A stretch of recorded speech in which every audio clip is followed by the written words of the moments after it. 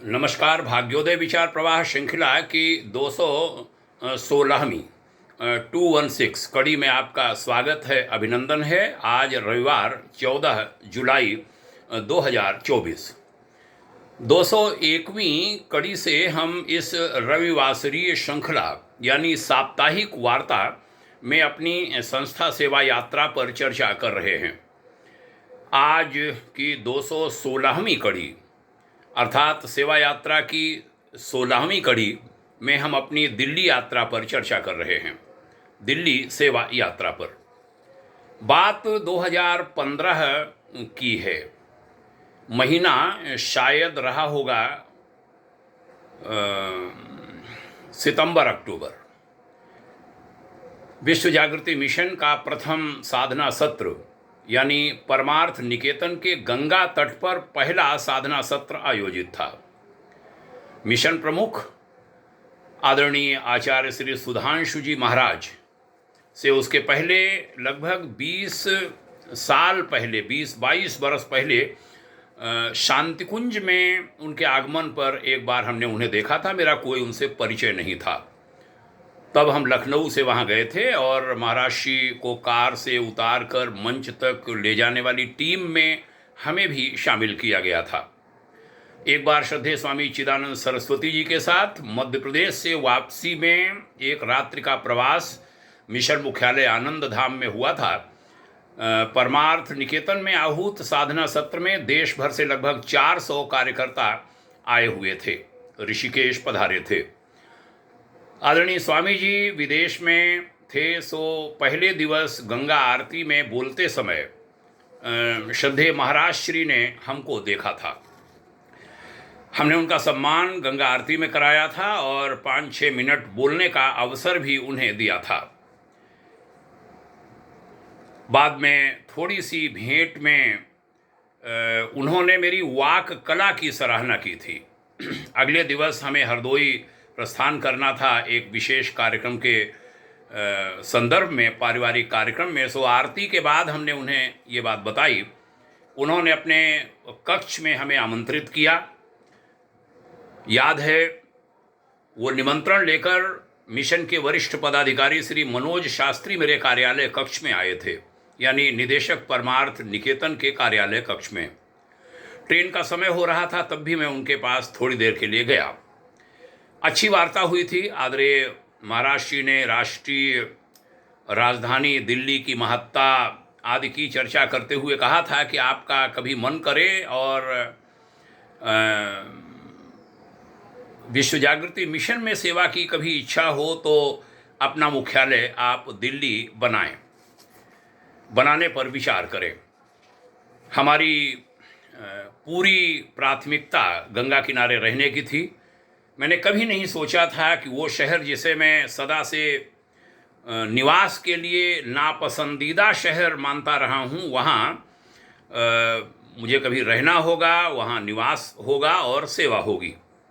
खैर, 10-11 महीने बाद न जाने क्या परिस्थितियाँ विनिर्मित हुई थीं और दिल्ली मेरा मुख्यालय बन गया था।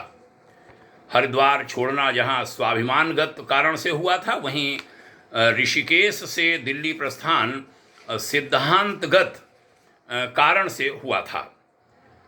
हम 30 सितंबर 2016 को दिल्ली प्रस्थान कर गए थे देर शाम।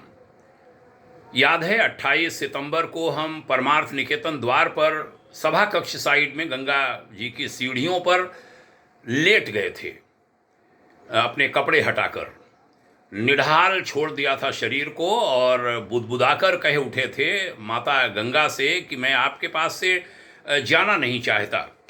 यदि आप भी नहीं चाहती कि मैं यहाँ से जाऊँ तो आप मुझे रोकने का कि मेरी मनोदशा बनाएं या कोई परिस्थिति ऐसी बनाएं जिससे मैं अपने निर्णय को बदलूं। निर्णय स्वाभाविक रूप से हमारा था। हमने ये भी कहा था, यदि आप नहीं चाहती हैं कि मैं जाऊं तो 2 दिन में ऐसी परिस्थिति बना दें, अन्यथा बाद में मैं आपका कहना नहीं मानूंगा। और फिर हम 30 सितंबर की देर शाम राजधानी दिल्ली के लिए प्रस्थान कर गए थे। उत्तराखंड हालांकि मेरा छूटा नहीं था। 1 अक्टूबर 2016 को प्रातः 7 बजे जिस समय हम दिल्ली में उतरे थे, ठीक उसी समय मेरी मझली बेटी और दामाद ने सेवार्थ उत्तराखंड में कदम रखा था। ठीक 7 बजे हम जहाँ भी रहे संस्था को पूर्ण समर्पित हो गए, लक्ष्य के प्रति पूर्ण समर्पण हो गया। बस एक निष्ठा परम पूज्य गुरुदेव मेरे मार्गदर्शक पूज्यवर आचार्य श्री राम शर्मा जी और उनके सिद्धांतों व विचारों में बनी रही। दिल्ली जाते समय मेरी धर्मपत्नी ने कहा था, प्रेमलता जी ने, कि आप दिल्ली में माइक पर मत जाइएगा। ये माइक आपके प्रति बड़ों में दूरी के भाव बना देता है। लेकिन माइक का साथ वहाँ भी नहीं छूटा। 2 अक्टूबर को श्रद्धा पर्व से ही उसकी शुरुआत हो गई। 1 को पहुँचे, सवेरे 2 तारीख को माइक पर जाना पड़ा। श्रद्धा पर्व बहुत बड़ा कार्यक्रम होता है। फिर तो वो अंग बन गया, यानी माइक मेरा। प्रतिमाह 1 से 2, 2 से 3 सत्संग महोत्सव में भागीदारी, देश भर का देशाटन ये आरंभ हो गया। खूब हवाई यात्राएं महाराष्ट्र ने कराईं। विश्व जागृति मिशन परिवार में गायत्री परिवार जैसी अनुभूति होने लगी थी और अपनापन भी। विश्व जागृति मिशन के साधक वृंद वास्तव में बहुत अच्छे हैं। महाराष्ट्री वास्तव में कुशल और श्रेष्ठ वक्ता हैं। व्यक्ति की पहचान के मामले में उनका कोई सानी नहीं। हर क्षेत्र में उनकी दृष्टि बड़ी पैनी। उनकी इच्छा रहती है उनके मिशन से उत्कृष्ट कोटि के कार्यकर्ता जुड़ें, पदाधिकारी कार्य करें। आदरणीय महाराज श्री ने हमें बहुत बड़ा सा आवास दिया था और यहाँ तक कि नए आवास का निर्माण कराया था। तब तक हम अस्थायी 2 आवासों के उसमें रहे थे और ठीक ठाक कार्यालय भी दिया था। आनंद धाम में आदरणीय महाराज श्री में ने हमारे भीतर शायद छिपी हुई लेखन प्रतिभा को भी उभारा। लगभग 6 पुस्तकों का लेखन वहाँ संभव हुआ। उनमें एक पुस्तक श्रद्धा के कल्पतरु प्रकाशित भी हुई। उसी अवधि में लखनऊ ने मेरे जीवन संघर्षों पर एक विशेष पुस्तक प्रकाशित की। उसका शीर्षक था असाध्य का एक साधक, राम महेश मिश्र। जब हम उसके विमोचन का आग्रह करने राजभवन गए, यूपी के राज्यपाल महामहिम श्री राम नाईक के पास उनको आमंत्रित करने, उनका कार्यकाल खत्म होने वाला था, उन्होंने मेरे 14 वर्ष लखनऊ छोड़े हुआ है, लखनऊ छोड़े 14 वर्ष पूर्ण होने की बात सुनकर कहा था, राम महेश जी जरा ये लाइन दोबारा दोहराइए। और मेरे दोहराने पर वो मुस्करा दिए थे। शायद प्रभु श्री राम का 14 वर्ष का वनवास, उधर राम नाईक, इधर राम महेश, पता नहीं क्या भाव होगा, लेकिन वो मुस्कान बड़ी अर्थपूर्ण थी।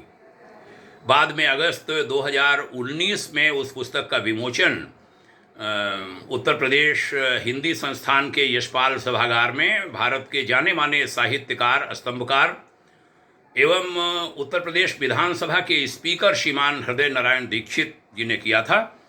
और उस कार्यक्रम में कई संत, साहित्य जगत के IAS अफसर, बड़े पत्रकार, लेखक वह सब मौजूद रहे थे। विश्व जागृति मिशन के मुख्यालय आनंद धाम में ठीक 4 बरस मेरी सेवा रही।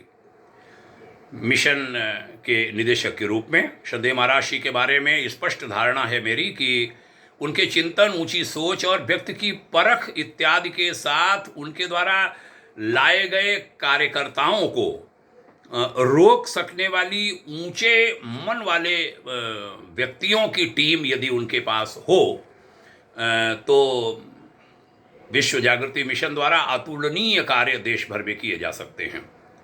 नई दिल्ली के नागलोई नजफगढ़ रोड पर बक्करवाला अंचल में लगभग 20 एकड़ भूभाग में फैला आनंद धाम आश्रम वास्तव में रमणीक है, दिव्य है, दर्शनीय है। हमने तो उसको पर्यटन स्थल के रूप में मान्यता दिलाने का भी प्रयास आरंभ किया था। आनंद धाम से जुड़ी अनेक यादों को मैं बड़ी श्रद्धापूर्वक नमन करता हूँ। आरंभ के 1.5 वर्ष में हमने अंतिम सेवा लक्ष्य विश्व जागृति मिशन को आनंदधाम को मानते हुए पूर्ण समर्पण कर दिया था। लेकिन 1.5 साल बाद कुछ विचार परिवर्तन परिस्थितिवश हुआ और पीछे के 2 बड़े अनुभवों तथा उस समय की स्थितियों के दृष्टिगत हमने एक ट्रस्ट का गठन किया जिसका नामकरण हुआ भाग्योदय फाउंडेशन। इस संस्था के नामकरण तथा योजना संरचना और मार्गदर्शन में भारत सरकार के तत्कालीन सचिव MSME और बाल विकास एवं महिला कल्याण श्री राम मोहन मिश्र जैसे मनीषी प्रशासकों का भी योगदान रहा था। संस्था आकार ले गई।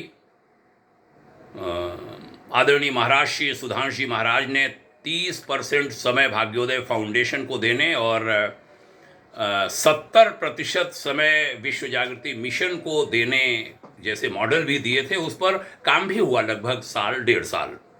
लेकिन अंततोगत्वा हमें पूर्ण समय संस्था को देने का निर्णय करना पड़ा। याद है, श्रद्धा पर्व 2 अक्टूबर 2020 को बड़े आदर बड़े स्नेह के योग्य श्रद्धेय आचार्य श्री सुधांशु जी महाराज ने विशाल जन समुदाय के सम्मुख अनूठी और अद्वितीय विदाई मुझे दी थी, पूरे परिवार को।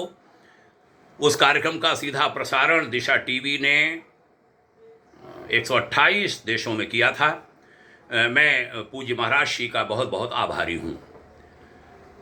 लखनऊ में शासकीय सेवा में मेरी विदाई हुई थी और उसके बाद दिल्ली के विश्व जागृति मिशन से विधिवत विदाई हुई थी।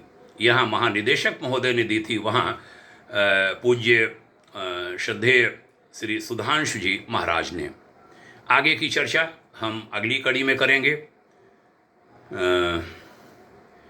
एक बात कहूँगा कि हमें 2 अक्टूबर 2020 को विदाई के बाद 3 अक्टूबर को प्रातःकाल कोई पदाधिकारी वरिष्ठ मेरे पास आए थे। उन्होंने श्रद्धेय महाराज श्री के कुछ मनोभाव जो उन्होंने अपने उन सज्जन से व्यक्त किए होंगे उनको कहा था। महाराज श्री यदि इसको सुन रहे हों तो मैं कहूँगा कि मेरे आंसू निकल आए थे। वे शब्द मैं यहाँ साझा नहीं करूँगा, लेकिन उसका भाव ये था कि हमारे संस्थाओं के लोगों को घोड़े और गधे सबको एक समान हाँकने की आदत का परित्याग करना चाहिए। अच्छे कार्यकर्ता रुक नहीं पाते उस आदत के नहीं होने के कारण। उन्होंने कुछ और भी कहा था जैसा उन्होंने बताया था। तो समापन आज की कड़ी का आपने ध्यान से सुना, इसके लिए आभार, हमारा धन्यवाद, हार्दिक आभार। अच्छी लगे तो ये कड़ी अन्य लोगों को भी बताइए। कुछ बहुत बड़े बड़े लोगों के देश के विभिन्न अंचलों से फ़ोन आए, इन कड़ियों को सराहा है लोगों ने। कुछ अंतर्राष्ट्रीय ख्याति के लोगों ने भी इस जो ये 16वीं कड़ी है, कड़ी नंबर 1 से लेके जिन्होंने ध्यान से सुना होगा उन्होंने सराहना की है। अभी 2 कड़ियाँ मैं और लूँगा, 217, 218। बहुत धन्यवाद। आपके उज्जवल भविष्य की भाग्योदय शुभाकांक्षा। नमस्ते, जय हिंद, ओम शांति।